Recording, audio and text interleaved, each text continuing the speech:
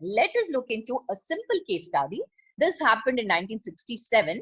A Harvard sociologist called Stanley Milgram and his colleagues. What they have done is they've conducted an experiment in which people in Kansas and Nebraska were asked to direct letters to strangers in Boston by forwarding them to friends who they thought might know the strangers in Boston.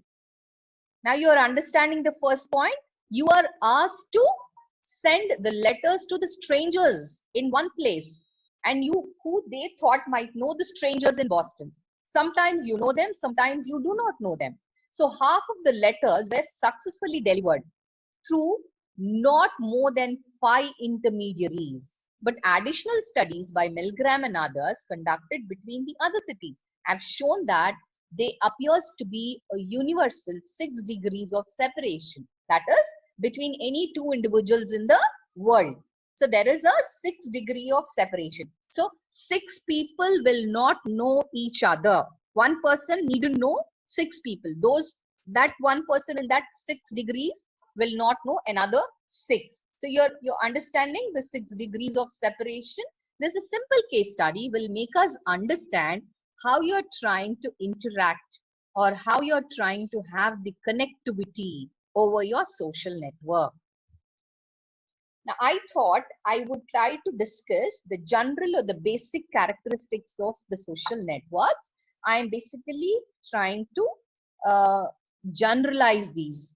Many places it is represented in a different way, but when I looked into more than 8 such kind of social networking analysis site, I could formulate these 5. So please note them down very clearly. These are the 5 basic characteristics that differentiate a social network from a regular website. Now you understand what a regular website looks like, and you already are very familiar with your social network. So I'm sure you will try to correlate these 5 basic characteristics. The first one is user-based. Know what's very important to the user. So your focus should be only on the user. What he wants, what is that he wants to do, what are his interests, all such kind of things. It should be easy. Okay, so that is what is user based. Second comes your interactive. Okay, when I say interactive, you have to provide all the features that encourage the interactions between the people who are in the social networking sites. What if I'm unable to communicate to one of my friends? It's no use having the social connectivity, is it? Yes or no? So here, what I would like to specify is it should be very, very interactive and it should be easier to use. Then it should be community driven. This provides a very powerful visual creative tool which required for your users' behavior. I said I'm interested in plants. Somebody is interested in gadgets. Somebody is interested in automobiles. So what do? Based on your behavior, you try to form a group. You try to tend to interact with them because your interests are matching with theirs. So this is basically a community driven. Then comes your relationships. Now here, I do not know who all are connected on the network. So what? A push notification is a must. Somebody sends me a friend request, then I would like to check the credentials of that person and I will decide whether I have to accept it or not. When can this action happen? Only when somebody sends you a message. If somebody does not pushes a notification, how is it that I'm going to learn about this person? So push notifications is a must have. Then creating a social media site that goes viral requires keeping users update on activities happening in their network, isn't it? What are the new things that are coming up in the latest or what are the latest technologies that are available? I would like to know the gadgets that are latest available in the market. Unless and until you have a push notification, who will have the information, isn't it? So that is the reason you need to have a proper relationship. Okay, the last one is emotion over the content. Now here we see that people share their emotion, they share a lot of content on it, isn't it? So create the setup with shareability in mind. I've shared something which is very, very important. What do? I'll ask you to share it with your friends or share it with your classmates. If I don't have the shareability option, how will I express or share the content over the internet, over the social networking site. The site setup should include the layouts that allows the users in order to have an easy access. They should be able to interact and they should be able to share the content. Is this clear? Are you with me, girls? Yes, ma'am. Yes, ma'am. Yes. Did you follow Yes, till ma'am. here? Right. Yes, ma'am. Yes. Well, I said we have 5 basic characteristics. So I'm going each one in detail. Coming to the user based. So this is basically a self-explanatory so that even if you read the slide, you will be able to understand it. Okay. So before social networks like Facebook or MySpace became the norm, websites were based on the content that was updated by one user, and we just used to read it. We never interacted with them. The max interaction was if there was any kind of a contact details, then we used to write to them and we have to wait until they replied it back. So it was not interactive, isn't it? I still remember when there was a Yahoo chart that was made available in the year 1995, where we could really interact online. No, it was not in 94, it was in 98. I'm sorry. So I was so shocked to see how people could interact online instantly. Otherwise, we had only option is to send a mail, wait for the other person to check the mail and then revert back, isn't it? So the internet, no, what I'm trying to tell you out here is it has changed leaps and bounds. The entire content is done dynamically right now. But earlier it was not the situation where we were just supposed to only read when you are an internet visitors. The flow of information was only in one single direction, and the direction of future updates was determined only by the webmaster or the writer. Unless and until we interact or it is a two-way interaction, it is difficult to understand the other person's perception or view. Okay, so this online social networks on the other hand are completely built and directed by users themselves. Without the users, the network space would be empty, isn't it? If you don't say, suppose you have opened an Instagram and you don't tell them that you have an Instagram account and nobody follows you, what is that you're going to do? You have to follow somebody else, but if somebody follows you, then it will be interactive. For instance, a Facebook account is created and then you have not added any users onto it. What is it available? It's just an empty space which is filled with empty forums, applications, and chat rooms. If the users start interacting with each other, then the entire network is active. So users will populate the network with their conversations and also the contents. Girls, I'm just left with only 10 minutes. So I will just see how much I'll be able to complete.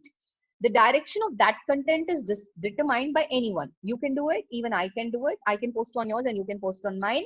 So who takes part in the discussion? So who is important out here, girls? Users are the ones who are very important to form a network. This is what makes a social network. So this is what is exciting. This is what is dynamic for the internet users. So I say the user base, when it is social networks are user based. Then comes interactive. Okay, the second one is interactive. Now this is one of the very good characteristics of modern social networks, because if you're not interactive, nothing happens on the social networking. This means the social network is not just a collection of chat rooms and forums anymore. Okay, websites like your Facebook are filled with network-based gaming applications. Have you ever played gaming along with your friends, girls? Not alone, but in a group. Even that also is a kind of interaction that is happening. Huh. My son is suggesting, have you played PUBG online? He's prompting me out. Yes, ma'am.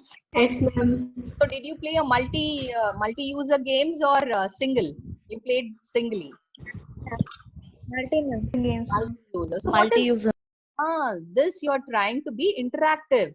Have you ever looked into a poker game when you challenge your friend? You can play so many. Start playing a chess tournament on the. It'll be completely interactive, isn't it? You can speak to them. You can see what is happening at their end and what is happening at your end. Initially, when the Facebook was launched, I was more attracted towards this Farm Villa. Anybody played Farm Villa, girls?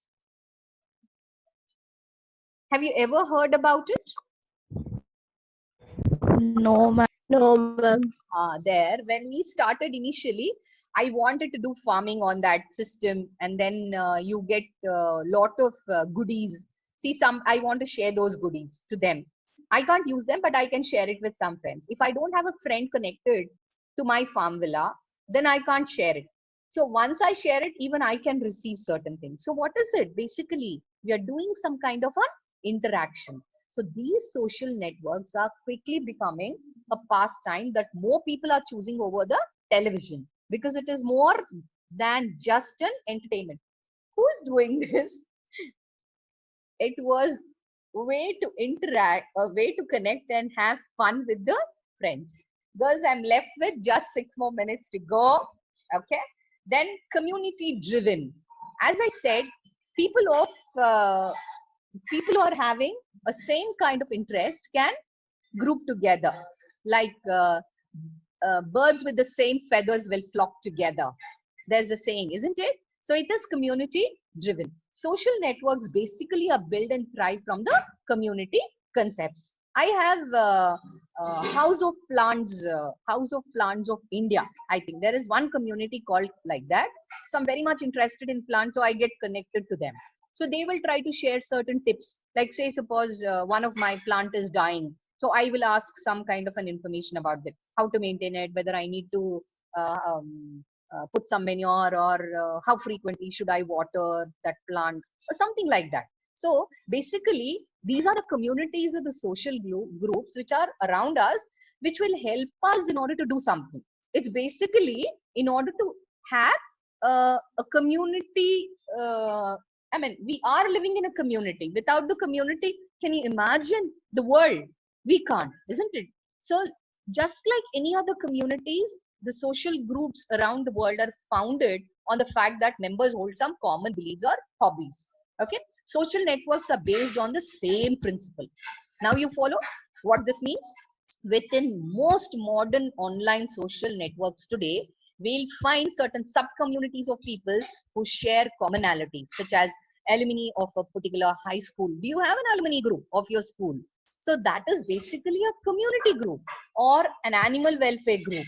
Not only you can discover new friends within these interests based on your communities, but you can also reconnect with your old friends that you lost contact with many years ago. I've done it after 25 years. Believe it or not, I got connected to more than 40 where we were 50 in class. So can you imagine the Facebook helped us in order to connect like that or reconnect with the old friends.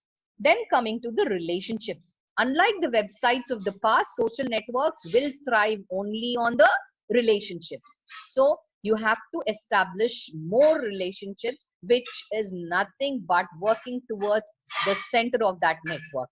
Like the concepts, most pyramid schemes are focused on within online social network.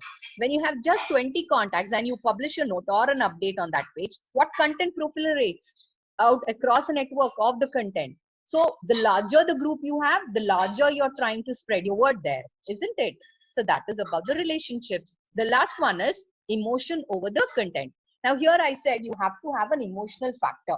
While websites in the past were focused primarily on providing the information to the visitor, the social network actually provides users with emotional security and sense that no matter what happens. Say suppose a friend is in need in order to give something to their parents. They're far away. So what do?